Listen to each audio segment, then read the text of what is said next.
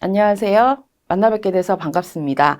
푸드 플레이팅 디자이너 과정을 맡게 된 이유미입니다. 오늘은 첫 번째 시간이고요. 이번 시간에는 푸드 플레이팅의 이해, 푸드 플레이팅이 어떤 일을 하는지, 어떤 목적을 가지는 직업인지에 대해서 살펴보도록 하겠습니다. 자, 첫 번째로 푸드 플레이팅의 정의에 대해서 살펴볼 텐데요. 푸드 플레이팅이라는 것은 요리를 하는 조리사가 요리를 하기 위한 식재료를 가지고 어떤 방법으로 조리해서 어떤 그릇에 담을 것인지에 대해서 먹을 수 있는 음식을 조리하고 그릇에 담고 아름답고 맛있어 보이고 또 감동을 얻을 수 있도록 보이게 담는 것을 푸드 플레이팅이라고 해요. 예전에는 음식을 기본적으로 식욕을 달래거나 에너지를 섭취하기 위해서 먹고 살기 위해서 음식을 먹었다면 지금은 먹는 것보다는 또 먹는 걸 또 맛있게 먹고 싶고 또 매체도 발달을 하고 또 사람들이 사진을 또 많이 찍기 시작을 하고 여러 가지 SNS나 이런 채널들을 통해서 사진을 업로드를 하게 되잖아요. 그런 것들이 많아지기 때문에 음식을 눈으로도 즐길 수 있도록 하는 것이 또 주목을 받기 시작을 했어요. 그래서 푸드 플레이팅이라는 이 직업도 이런 아름답고 맛있어 보이도록 눈으로도 음식을 냄새, 후각이나 맛 이런 것으로도 즐기지만 눈으로도 시각적으로도 즐길 수 있도록 하는 것이 푸드 플레이팅입니다. 요리를 맛을 보기 전에 잘 차려진 음식을 딱 받아봤을 때 대충 담아놓은 거랑 또 정성을 들여서 아름답게 플레이팅을 한 것은 많은 차이가 있어요. 좀 맛은 똑같지만 보기 좋은 떡이 먹기도 좋아 보인다고 맛있어 보인다고 해서 음식의 인상을 또 결정을 하고 또 정성을 표현을 해줘요. 얼마나 정성스럽게 이 음식을 만들었는지 정성을 표현해 주면 그 음식을 받는 고객도 음식을 대하는 태도도 달라지게 되겠죠. 그래서 요리를 맛보기 전에 아름답게 음식을 담아내는 것이 그 요리에 대한 첫인상을 결정하는 중요한 요소입니다. 또 음식을 아름답게 디자인을 하고 눈으로도 즐길 수 있도록 시각적으로도 더 좋게 만드는 것을 푸드 플레이팅이라고 합니다. 자, 푸드 플레이팅의 목적은 맛을 눈으로 강조를 하는 거예요. 맛있어 보이게. 사람들이 딱 받았어요. 예뻐요. 아름답고 먹음직스럽고 식욕을 돋우는 역할도 해요. 그래서 음식에 가치를 부여를 할 수가 있어요. 그래서 음식을 더 맛있어 보이게 담고 아름답게 담고 식기도 또한 그 음식을 돋보이게 옷이 날개라고 하는 말이랑 똑같아요. 그릇을 어떤 걸 쓰느냐에 따라서 음식이 더 고급스러워 보일 수 있고 더 맛있어 보일 수가 있어요. 그래서 만들어 놓은 맛있는 음식을 그냥 턱턱턱 담는 거랑 정성껏 아름다운 식기를 통해서 식기에 담아내는 과정을 통해서 고객이 제공을 받게 되면 그 음식에 대해서 좀 더 가치를 부여를 해서 사람들이 더 대접받는 느낌을 받게 돼요. 그래서 푸드 플레이팅이 중요합니다. 그리고 조리사의 정성을 표현을 해주는 거예요. 내가 정말 정성껏 만들었어. 아름답게 담아줘. 그러면 여기에 사람들이 그냥 눈으로 봐도 먹기 전에도 아, 이 사람이 얼마나 노력했구나 라는 그런 것들을 느낄 수 있게 돼요. 그래서 이런 맛있는 음식에 아름답게 표현해내는 디자인적인 감성을 더해서 맛있는 음식을 만들어내는 것이 푸드 플레이팅의 목적입니다. 푸드 플레이팅과 푸드 스타일링에 대한 차이에 대해서 알아볼 텐데 사람들은 그렇게 생각을 할 거예요. 푸드 스타일링이나 푸드 플레이팅이나 음식 똑같이 맛있어 보이게 담는 거 아니야? 이렇게 생각을 할 텐데 푸드 스타일링은 화면으로 보여지는 거예요. 영상이나 사진 이런 것들을 통해서 요리를 맛있어 보이게 표현을 해내는 거예요. 그런 디자인적인 부분을 중심으로 기획을 하고 연출하고 그 연출되고 계획된 부분을 사진이나 영상으로 만들어내는 광고 요리를 꾸미는 작업이에요. 이 요리는 사람들이 푸드 스타일링으로 만들어낸 요리는 사람들이 맛을 볼 수는 없어요. 그냥 눈으로 즐기기만 하는 거예요. 이미지 통해서. 그리고 식공간이나 이런 부분의 스타일링, 총체적인 스타일링을 통해서 맛의 이미지를 만들어내는 사람이 푸드 스타일리스트인 거고요. 푸드 플레이팅은 직접 먹을 수 있어요. 먹을 수 있는데 맛있어 보이고 예뻐야 돼요. 그리고 조리사의 정성도 표현을 해주어야 돼요. 완성된 음식의 정성을 표현을 하고 디자인적인 감성은 어떤 식기, 어떤 그릇, 어떤 색깔의 그릇, 어떤 텍스처의 그 린넨 사용을 해서 테이블보를 사용을 해서 표현을 할 것인지에 대한 과정을 푸드 플레이팅이라고 해요. 간단히 생각하면 푸드 스타일링은 화면을 통해서 맛은 볼 수 없지만 화면을 통해서 음식을 즐길 수 있는 거고, 푸드 플레이팅은 음식을 아름답고 맛있어 보이게 담아내서 시각적으로도 즐기고 냄새도 맡을 수 있고 또 맛을 입을 통해서 맛을 볼 수가 있다. 이렇게 생각을 해주시면 됩니다. 자, 음식을 먹는 사람이나 또 목적이나 상황을 또 파악을 해서 푸드 플레이팅의 주제를 정하고 또 표현을 해야 돼요. 여기에서 6가지의 상황에 대해서 살펴볼 텐데, 첫 번째는 누가 먹느냐예요. 고객 누구야? 누가 먹지? 사람들의 성별, 남자가 먹니? 여자가 먹나? 그리고 어린 사람들의 모임인 건지, 아니면 연령대가 있으신 어르신들의 모임인 건지, 그리고 종교적인 모임인 건지, 한국 사람이 먹는지, 아니면 미국 사람이 먹는지, 일본 사람이 먹는지, 그리고 직업의 형태, 접대를 하는 자리인 건지, 아니면 또 간단하게 빨리 먹고 다음 일을 정해야 하는 그런 일을 하는 사람인 건지에 대해서 고려를 해주어야 돼요.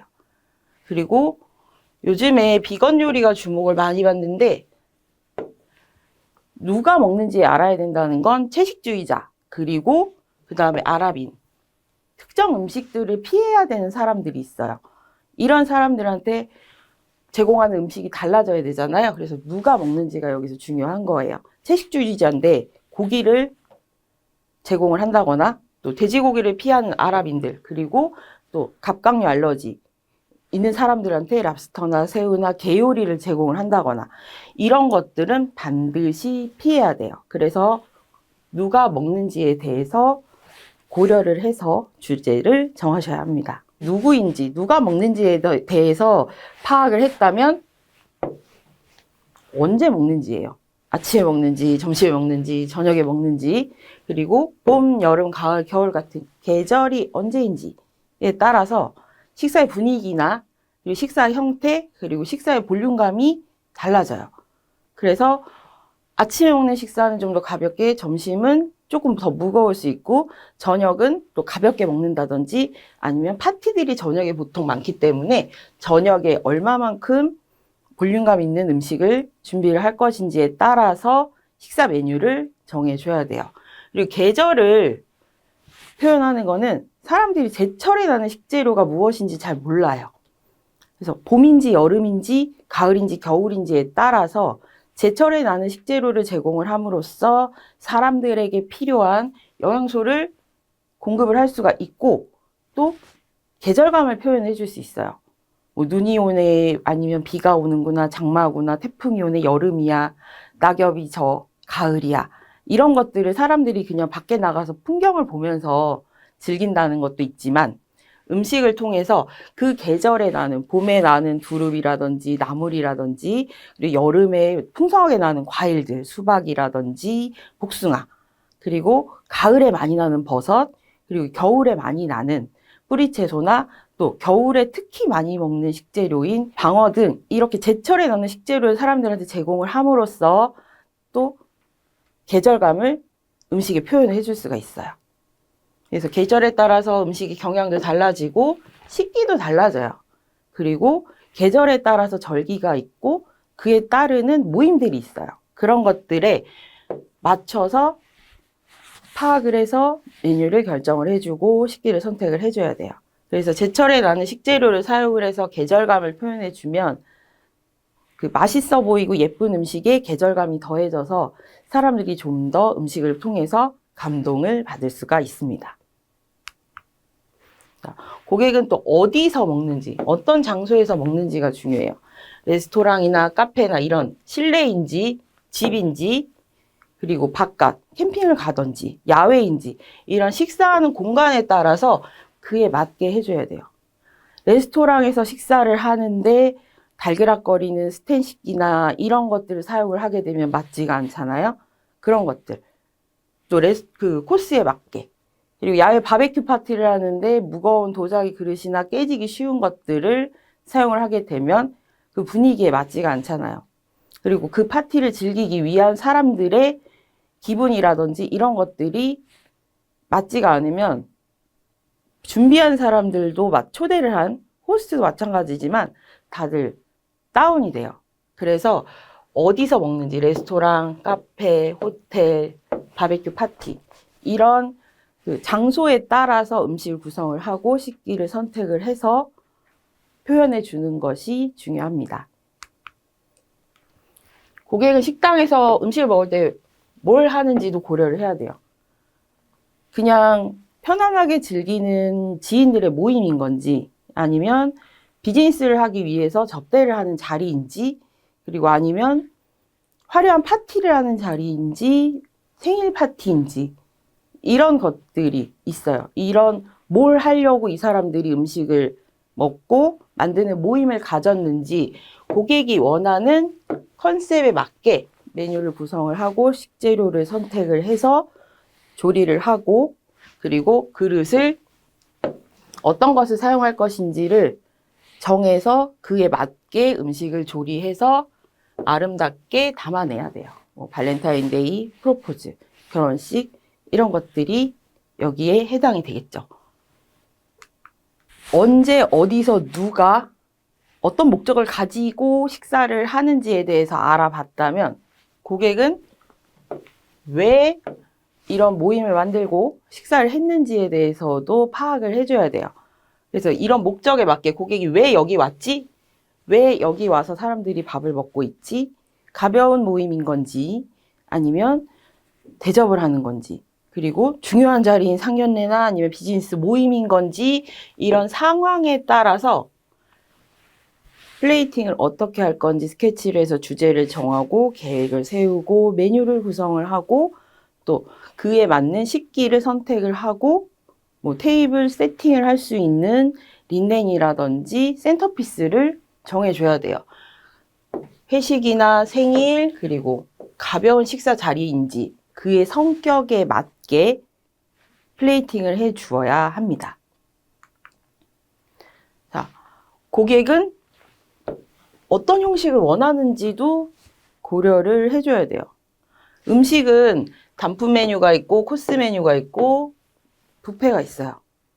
단품 메뉴를 먹는 자리인 건지 아니면 대접을 하는 코스 메뉴를 제공을 하는 건지 결혼식이나 뭐 회갑 이런 걸 통해서 호텔에서 하는 뷔페를 제공하는 것이 있는지 아니면 스탠딩 파티 서서 먹거나 또 앉아서 먹는 음식인 건지 이런 음식을 대접하는 제공하는 형식이 여러 가지가 있는데 이 형식에 맞도록 음식을 제공을 해줘야 돼요. 한식당인데 서서 먹는 음식은 어울리진 않잖아요. 한식당에서 핑거푸드를 제공을 한다거나 아니면 한식당인데 동남아 요리를 제공한다거나 성격에도 맞지가 않아요. 어떤 형식을 원하는지 그리고 일품 메뉴와 코스 메뉴를 제공을 할 것인지 이런 것들도 고려를 해줘야 돼요. 그래서 이탈리아 식당에서 한식이 나올 수 없듯이 이탈리아 식당인지 프랑스 식당인지 또 멕시코, 남미 스타일인지 아니면 동남아, 아시아 스타일인지 그리고 또 종교적인 이유로 음식을 피하는 아랍인들이 식사를 하는 것인지 이런 것들을 고려를 해줘서 고객들이 선호하는 서비스 스타일에 맞게 식당을 선정을 하고 메뉴를 계획을 해 주어야 합니다. 자, 플레이팅의 주제를 어떻게 정하는지에 대해서 알아볼 텐데요. OWH, 조금 전에 살펴본 것처럼 누가 언제 어디서 어떻게 왜 먹는지, 고객이 어떤 것을 요구하는 것인지 이런 상황이 파악이 되면 음식 어떤 거 만들어내지? 이런 것들 고려를 해줘야 돼요. 그래서 음식을 만들고 메뉴를 구성을 하고 식재료를 선택을 하기 전에 고객이 원하는 목적이나 요구를 반드시 파악을 하고 이에 맞게 식재료를 선택을 해서 다양한 조리법으로 조리를 해서, 그리고 뭐 다양한 조리법이라면 굽고 찌고 튀기는 이런 과정을 얘기를 하는 거고요. 여기에 아름답게 담아낼 수 있도록 그릇, 식기, 린넨 등을 선택을 해서 담아내야 돼요. 그리고 조리사가 내가 이 음식에 대해서 어떤 메시지를 전달하고 싶은지 표현도 해줘야 돼요. 계절감도 표현을 제철 식재료를 통해서 해주고 또 그 분위기에 맞게 아름다운 가니쉬라든지 이런 것들을 선택을 해서 어떻게 표현을 할 것인지 주제와 계획을 명확하게 정해서 일관성 있게 담아내고 표현하는 것이 중요합니다. 플레이팅의 주제 정하기에서는 물리적인 특성, 정서적인 특성, 통합적인 특성 이 세 가지가 있습니다. 물리적인 특성은 식재료예요. 주가 되는 식재료가 무엇인지, 고기 요리인지 생선 요리인지, 아니면 채식을 위주로 한 채식 요리인지, 그리고 주가 되는 음식이 고기 요리면 고기겠죠.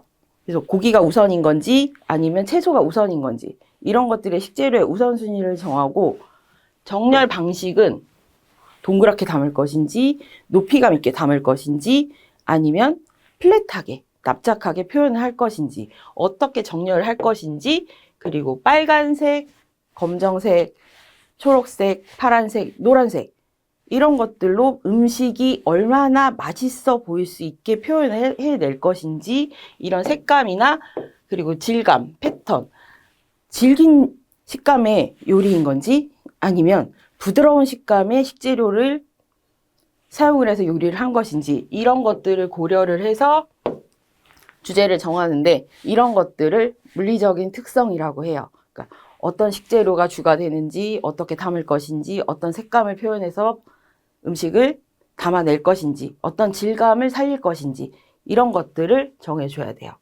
그리고 정서적인 특징은 말 그대로 사람들이 눈으로 보고 느끼는 거예요. 이 조리사가 이 음식을 통해서 어떤 메시지를 전달할 것인지에 대해서 표현을 해줘야 돼요. 그래서 그 계절감을 반영할 수 있는 제철의 식재료를 사용을 한다거나 아니면 음식을 숨겨요. 숨겨서 궁금하게 만들어요. 그걸 수수께끼라고 하는데 되게 궁금해. 음식 딱 나왔는데 예뻐. 근데 이건 뭐지? 형태가 완전히 다른데? 이렇게 해서 어떤 음식인지 궁금증을 유발해나게 고객에게 수수께끼를 내줘요. 그리고 코스 요리를 보통 짜거나 접시 하나에 담아낼 때도 이야기를 담아서 음식을 제공을 하면 사람들이 먹으면서 맛있는 음식을 눈으로도 보지만 또 이야기를 통해서, 음식에 대한 제공되는 이야기를 통해서 좀 더 감동을 받을 수가 있어요. 그리고 통합적인 특성은 이 물리적인 특성과 정서적인 특성, 이것들을 잘 연관이 되게 해서 묶어주는 거예요. 그래서 고객이 이 음식을 받아서 내가 먹었을 때, 언제 맛도 있었지만, 이날 먹었던 음식이 정말 나한테 감동을 주었고, 나의 스트레스를 해소를 시켜줬고, 너무너무 좋았어. 이런 느낌들이 오래 갈 수 있도록, 이런 감동이 오래오래 전해질 수 있도록 플레이팅을 하는 것이 통합적인 특성입니다. 자, 완성된 음식에 맛을 조리사가 더해줬으면 멋을 강조해줘야 돼요. 계속 나오는 얘기지만 고객이 요구하는 행사에 이미지에 맞게 식재료, 그릇, 커트러리, 조리 방법 이런 구성 요소들을 잘 조합해 내야 돼요. 그래서 목적에 맞는, 행사의 목적에 맞는 접시, 크기라든지 모양, 색상, 높이, 굽이 있는 걸 사용할 건지 흰색의 접시를 사용할 건지 투박한 질감의 그런 도자기 그릇을 사용을 할 것인지, 빨간색을 쓸 것인지, 초록색 그릇을 쓸 것인지, 타원인지, 원형인지, 사각인지, 그릇의 접시의 모양도 목적에 맞게 고려를 해야 돼요. 스탠딩 파티예요.